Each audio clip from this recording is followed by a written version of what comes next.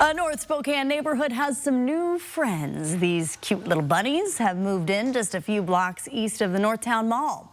But some neighbors are not happy to see them. Madeline Mullins spoke to some of the people living in the neighborhood about why they are asking the city to help get rid of the rabbits. Madeline? Kirsten, the number of rabbits living in this neighborhood is growing fast. One man told me what started with 2 or 3 has now grown to about 50 bunnies. And with that has come damage to a lot of people's properties. Very sweet, they're very, adorable, but they're also very destructive. And I've seen so many people's lawns that are just completely destroyed because of them. You wouldn't think these cute, cuddly animals could do all of this damage, but people living in this North Spokane neighborhood know they can. They're also very destructive. They eat a lot. The person that lives next door tries to garden in the back, and they like to eat her garden up. These rabbits have left many of the yards in this neighborhood covered in patches of dead grass and rabbit droppings. But that's not all. Neighbors tell me dead rabbits wind up in the streets and in their front yards.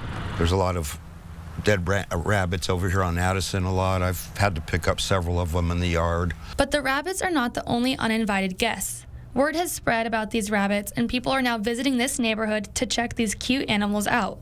One woman told me she's seen people with nets trying to catch these bunnies and take them home. While nobody is quite sure where they came from, most in this neighborhood are ready for them to move out.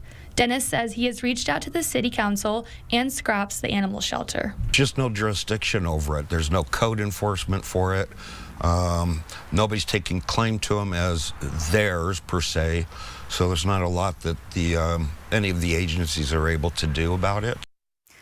I reached out to Councilmember Bingle, and he told me that he is working to give Scraps the authority to take care of these nuisance animals, not just in this neighborhood, but all over the city.